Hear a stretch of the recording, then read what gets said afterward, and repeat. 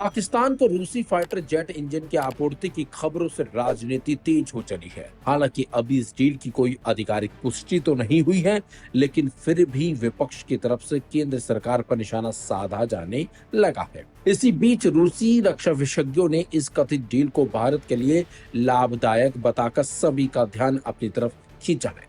उनका कहना है कि अगर रूस पाकिस्तान को JF-17 में लगाने के लिए RD-93 इंजन देता है तो इससे भारत को ही फायदा होगा। भाषण से बात करते हुए मॉस्को के प्रिमाकोव इंस्टीट्यूट में दक्षिण पूर्व एशिया में नई चुनौतियों के प्रोफेसर प्योत्र टोपीचानोकोव ने इस डील को लेकर भारत सरकार की तरफ से की गई आलोचना को भी गलत ठहराया है। उन्होंने कहा कि मुझे नहीं लगता यहाँ आलोचना उचित है। अगर रूस द्वारा JF-17 के लिए इंजन उपलब्ध कराने की खबरें सही हैं, तो इससे भारत को वास्तव में दो तरह से लाभ होगा।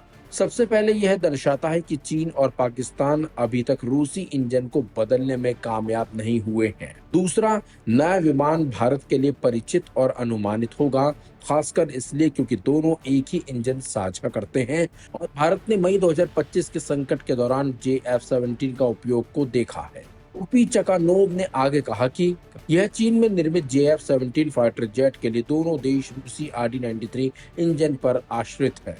जब से मॉस्को की तरफ से पाकिस्तान को इन जेट इंजन को देने की बात आई है, भारत सरकार ने इसका विरोध किया है। फिर चाहे वो अटल बिहारी वाजपेयी की सरकार हो या फिर डॉक्टर मनमोहन सिंह की सरकार हो। इस मामले पर एक और विशेषज्ञ ने अपना नाम ना छापने की शर्त पर बताया है कि इस मुद्दे को लेकर मॉस्को ने भारत को समझाने की कोशिश की है। उन्होंने कहा कि मॉस्को ने दिल्ली को यह विश्वास दिलाया है कि RD-93 सौदा बिना किसी तकनीकी हस्तांतरण के ही पूरी तरह से व्यावसायिक है, जबकि भारत को तकनीकी हस्तांतरण के तहत कहीं बेहतर RD-33 इंजन का लाइसेंस दिया गया है। आपको बता दें, रूस चीन पाकिस्तान के बीच एक त्रिपक्षीय समझौते के तहत रूस 2000 के दशक की शुरुआत से पूरी तरह से असेंबल किए गए RD-93 इंजन की आपूर्ति कर रहा है। हालांकि पाकिस्तान अब एक नया अपडेटेड वर्जन चाहने लगा है जो अभी तक विकसित नहीं हुआ है। जहां तक इंजन की बात, तो RD-33 और RD-93 दोनों ही रूस के क्लीमोव संयंत्र द्वारा बनाया जाता है। RD-33 अधिक भ्रष्ट देता है, लेकिन इसकी सेवा अवधि कम है। इसकी सेवा अवधि केवल 2200 घंटे है, जबकि RD-33 4 घंटे की इसकी सेवा अवधि है। गौरतलब है कि अभी तक इस समझौते के बारे में कोई आधिकारिक बयान नहीं आया है, केवल कुछ रिपोर्ट्स में ऐसा दावा किया गया है। इन खबरों के आधार पर कांग्रेस पार्टी ने केंद्र की मोदी सरकार पर हमला बोला है, तो वहीं भारतीय जनता पार्टी ने पाकिस्तान को JF-17 इंजन की आपूर्ति पर रूस के आगे बढ़ने की खबरों को रविवार को गैर जिम्मेदाराना सूचना युद्ध करार दिया है और इस मुद्दे को सोशल मीडिया पर उठाने के लिए कांग्रेस की आलोचना भी की है। भाजपा ने केंद्र पर भारत के बजाय दुश्मन का पक्ष लेने का आरोप लगाया है कांग्रेस पर।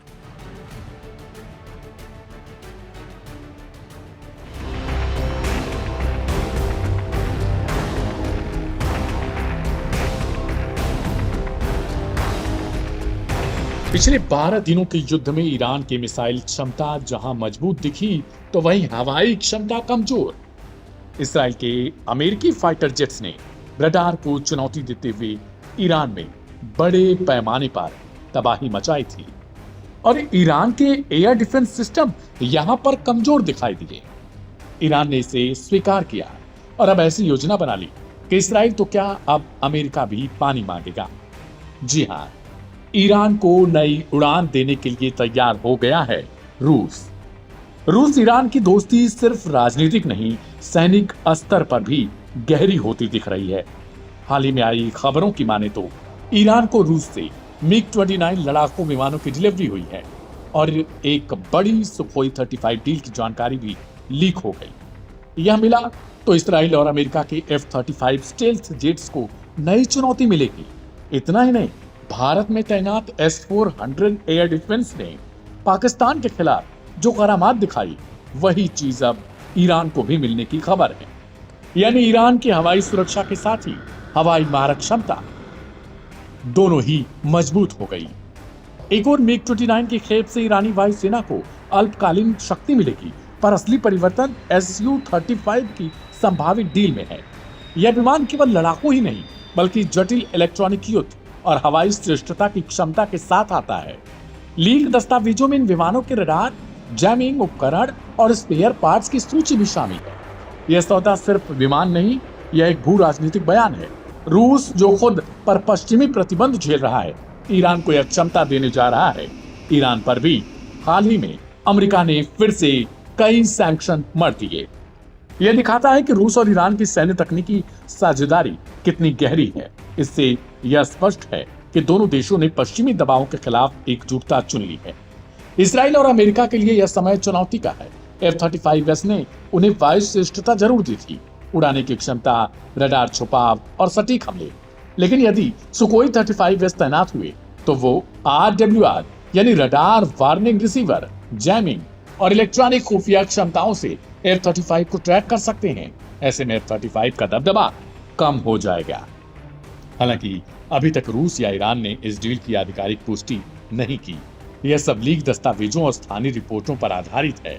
रूस संभवतः इस कदम को आधिकारिक तौर पर स्वीकार करने से बच रहा है ताकि प्रतिबंध व्यवस्थाओं और राजनीतिक दबावों को नजरअंदाज न करना पड़े।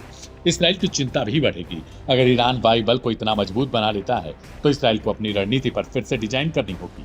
अमेरिका जो पहले F-35 पर निर्भर था, उसे अब नए प्रतिद्वंदी विमानों के सामने खुद को साबित करना होगा। संक्षेप में कहें तो ईरान ने MiG-29 की खेप से अपनी वायु शक्ति को बढ़ाया, लेकिन Su-35 डील सच हो जाए तो यह विमान युद्ध क्षेत्र में एक नया युग लाएगा। रूस ईरान के दोस्ती का यह नजरिया अब केवल कूटनीति तक नहीं बल्कि विमानन युद्ध की राजनीति तक फैला है। अगले हफ्तों में यह देखना होगा कि ये विमानों को कहां तैनात किया जाएगा, इसराइल और अमेरिका की प्रतिक्रिया क्या होगी और यह बदलाव मध्य पूर्व शक्ति संतुलन को कैसे प्रभावित करेगा।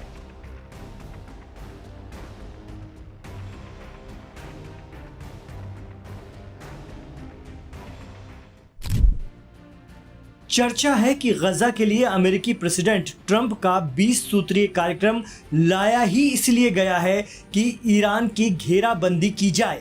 मिडिल ईस्ट पर नजर रख रहे कई जानकार बताते हैं कि प्रेसिडेंट ट्रंप का ये प्लान कोई नया नहीं है, बल्कि ईरान को रोकने की एक और कोशिश है जिसमें मुस्लिम और अरब मुल्क बराबरी के भागीदार हैं।